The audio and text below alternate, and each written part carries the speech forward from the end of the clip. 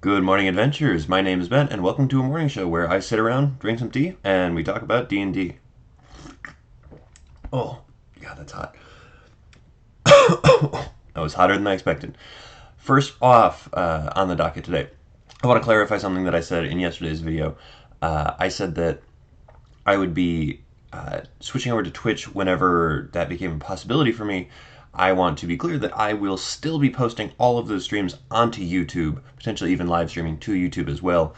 So I'm not leaving YouTube when that happens. I just would like to be able to do the show in such a way that would allow me to interact with the community a little bit more.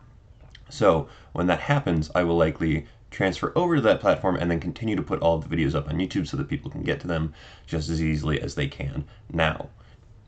That is all of the announcements from me. So first up, then, for real, news in the D&D world. There's really no active news right now, aside from the fact that the D&D class survey is still online on Wizards' website. It is the survey asking about all of the PHB classes, if you've played them, if you've run them.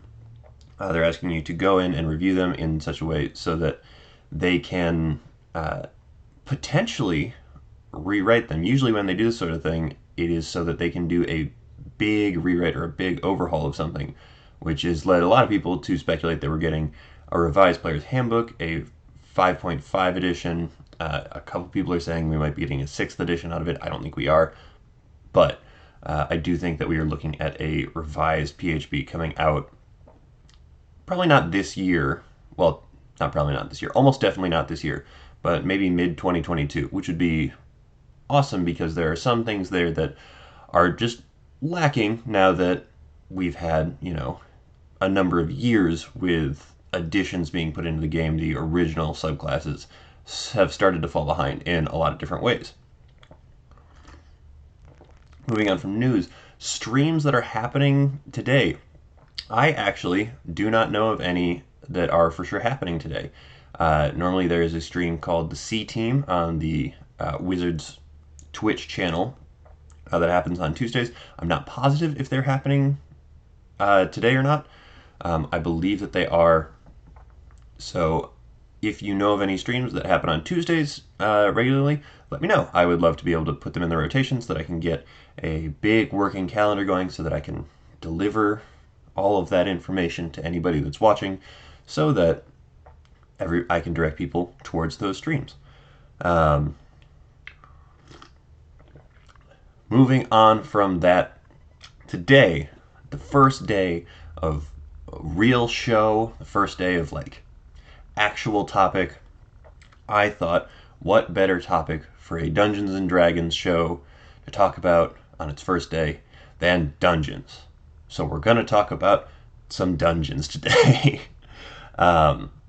Just sort of building them, filling them, what they are, what you can put inside of them, that sort of thing. Quick rundown. All the stuff you can find between the DMG, Xanathar's, and a little bitty bit in Tasha's. So if you're looking for anything that I talk about, a lot of it is actually from Xanathar's, and a good portion of it is from the DMG. There's a couple little elements that I'll probably bring in from Tasha's, but mostly you're going to want to look at Xanathar's and the DMG. So, first thing to talk about with dungeons, right, is building the dungeon, obviously. Big first question. Where is it? Where is the dungeon? And how does that affect the dungeon? Is it somewhere in the middle of a desert? Is it a high-rise downtown? Is it an abandoned temple out in a forest or a jungle? All of those different things will directly impact how exactly the dungeon operates and how the players interact with the dungeon, how the environment is going to interact with the dungeon. The second part of where is how does that affect it? As I said, a jungle dungeon is going to be very different from a high-rise, which is going to be very different from a desert-based dungeon. And again, it's important to recognize the fact that pretty much anything can be a dungeon as long as it is not a wide open space. And even wide open spaces like big caverns inside of mountains or something like that, those can be dungeons. However, largely there are the wilderness, the cities, and the dungeons. And the cities and the dungeons and the wilderness and the dungeons can overlap sometimes. well, and the wilderness and the cities can overlap, but that's not really what I'm going for here. Um, so make sure that you know the context in which you are trying to put up a dungeon. Next up is who built it, how long ago, and what would they have left behind. So in the case of your ancient temple dungeon deep in the jungle, who built it? Like, was it a Yuan Ti temple? Was it an ancient halfling temple? Is it a race that no longer exists for one reason or another? Did they build it, 1,000 years ago, tens of thousands of years ago? If it's in the city, did they build it 10 years ago, 5 years ago, last week? And what would they have left behind? Is it a lived in temple or something deep in the jungle? A lived in burial something or another deep in the jungle? Or is it a building in the city that they literally just built? If it's a temple that's old and well used, they probably left some sort of religious iconography there. They left some sort of religious implementation, or they would have left some sort of religious implements there. If it's a burial thing, a lot of similar things can actually apply to it, because most of the time burials are those sort of religious experiences. And if it's something that was just built like very recently, maybe there's still building materials there. Maybe they still have ladders and masonry and building tools hanging out, just laying around, and that is all something that the players can interact with. Maybe the building isn't even finished yet. Maybe it's 2/3 of the way done, and the top third of it is still scaffold and just framed walls. That all makes for interesting environments for the players to interact with and for them to have to navigate through. Next up, next big question that you should be asking yourself: why was it built? Why was it built? Was it a temple made for religious purposes? Was it a burial ground, burial area, burial shrine to intern the dead, to perform whatever death rituals they have? Doesn't necessarily need to be interning the dead. Is it this skyscraper that was just built? Any of those are perfectly good options for a reason to have built this place. And the reason that it's built is going to heavily influence not only what is left there and the sort of thing that you can find like written on the walls or something like that, but what the layout is going to be as well. If you are working on some sort of temple, you're going to have these large religious centers inside of the temple where people can go to pray, where people can go to do whatever it is they need to do to interact with the religion. If you're going into this high-rise office building, it's going to be cordoned off all the way sort of around the outside, so there can be offices, there's going to be a large bullpen type area where there are going to be desks and that sort of thing. So make sure that you keep in mind why it was built. Next, who inhabits it and what grows in it? I put these together because they are similar in a lot of ways. Who inhabits it now is who you're going to put in there. Why are they there? What are they doing there? What is the reason that this group has moved into this area? If it's an old abandoned temple, once again, maybe the original people that built it, the original people that occupied it, have moved on or have been forced out by an outside force. So there are now these monsters or something in there. If it's a brand new building, maybe they have just moved in. Maybe it's all of these business people, or maybe it was being built for some kind of evil plan of some sort anyway. So it's got those people in it. It is going to directly affect who is there based on one, what it was for, and two, how it was interacted with throughout time, and what grows in it. The environment can impact a lot of what is growing there, and it helps you really sort of build it up in your player's mind. So if you've got this like slimy jungle temple, you can have a bunch of like mosses and algae and stuff just like caking the walls of the inside of the temple or building. Whereas if you've got this like brand new place, it's not going to have a whole lot growing in it. It'll be dusty and dry instead. Similar to a desert sort of temple, maybe it's got these really hardy plants like growing up through the cracks or something like that. But for the most part, it's going to be dusty, dry, and empty. And if something is empty like that, sound travels a lot further off of hard, harsh walls than it does off of soft, padded areas. So they could potentially be alerting people deeper within the temple a lot sooner. And the final question that I really like to ask whenever I'm building a dungeon is, what adjustments have the new inhabitants made? Again, this doesn't really apply to one of those newer kind of buildings where it's just been built, or it's just recently been built, or people have just changed to live there. But some of these older places, if there's this group that has been living there for 5, 10, 20 years or more, they're going to have changed some stuff. Maybe they'll have blown holes through walls. Maybe they'll have set up different traps. Maybe they'll have set up their own sort of building materials inside to build off of what existing structure there is there.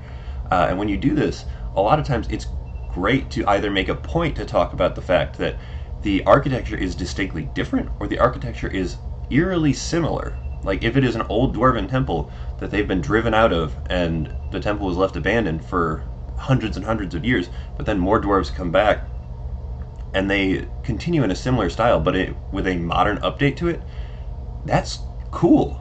Or if it was an old dwarven temple and they've been driven out and there are, I don't know, giants living there for some reason, maybe they've blown out the ceilings between every other floor or something so that they can walk around. It helps inform your dungeon design overall when you do that and you think about that. So moving on from the actual design of the dungeon, we're going to talk a little bit about traps.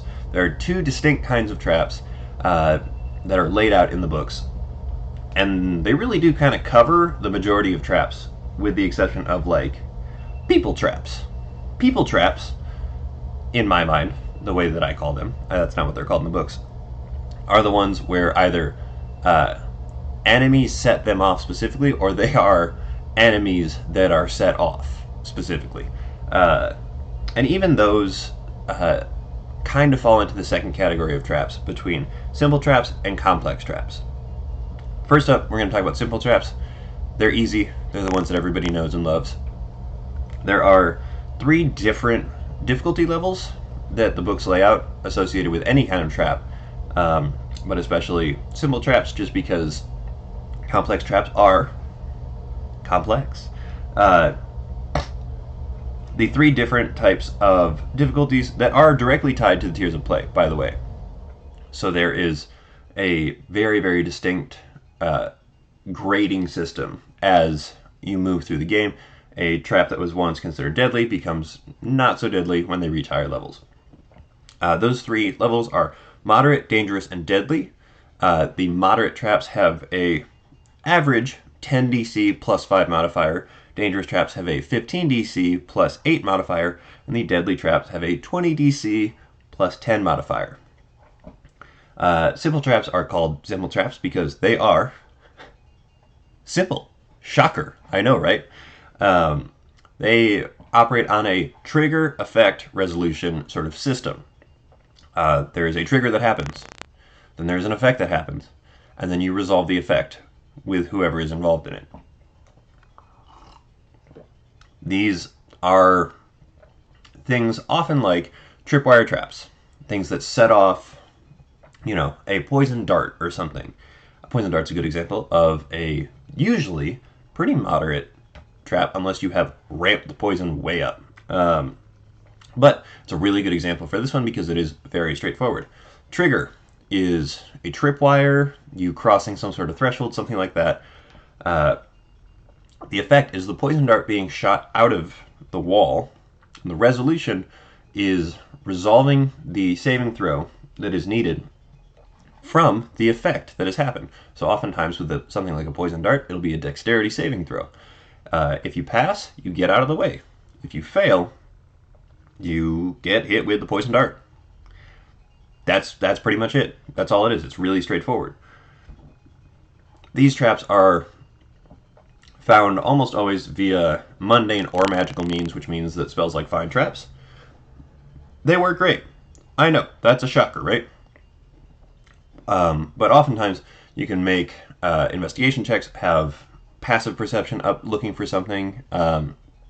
These traps often are not the ones that are terribly complicated to find. They're the ones that seem to be more hastily made a lot of the time if you have to put that kind of label on them. The big question to ask when you're putting a simple trap into a dungeon is, why is that trap there? That really applies to all traps, but with simple traps, why did they choose to put a simple trap there? Why did they choose to put a trap there at all? Because it's usually something that's like in a hallway or near a door or something like that. Something that is just sort of a first line of defense to try and deter these intruders from coming in and trying to get to whatever the center is. Now, oftentimes, the traps are put in by the newer residents, or really just not the originals.